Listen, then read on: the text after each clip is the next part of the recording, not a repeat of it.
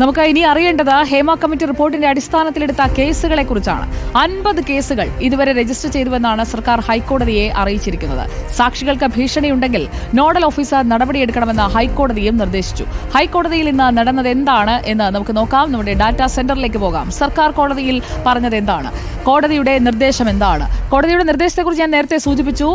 ഇതുവരെ 50 കേസുകൾ രജിസ്റ്റർ ചെയ്തിരിക്കുന്നു. ആ 50 കേസുകൾ രജിസ്റ്റർ ചെയ്തതിൽ 4 കേസുകളിൽ അന്വേഷണം പൂർത്തിയാക്കി അന്തിമ റിപ്പോർട്ട് നൽകുകയും ചെയ്തിട്ടുണ്ട്.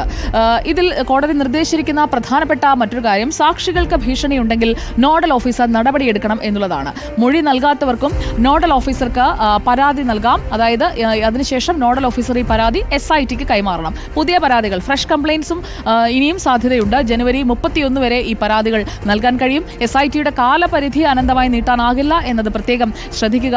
ഈ 31-ാം തീയതിക്ക് ശേഷം ആർക്കെങ്കിലും പരാതിയുണ്ട് എങ്കിൽ ആ പരാതിയുള്ളവർക്ക് പോലീസിനെ സമീപിക്കാം. ചുരുക്കത്തിൽ ഇത്രയുമാണ് ഇന്ന് കോടതിയിൽ നടന്നത്. അപ്പോൾ സമയമുണ്ട്. പരാതി നൽകാതെ ഭയന്നിരിക്കുന്നവർക്ക് പരാതി നൽകാനും കഴിയും എന്നുള്ളതാണ് ഏറ്റവും പ്രധാനപ്പെട്ട കാര്യം. എന്തായാലും സാക്ഷികൾക്ക് ഭീഷണിയുണ്ടെങ്കിൽ, അതാണല്ലോ പ്രധാനപ്പെട്ട വിഷയം, അങ്ങനെയാണെങ്കിൽ നോഡൽ ഓഫീസർ നടപടിയെടുക്കണം എന്നതാണ് കോടതി നിർദ്ദേശിച്ചിരിക്കുന്നത്.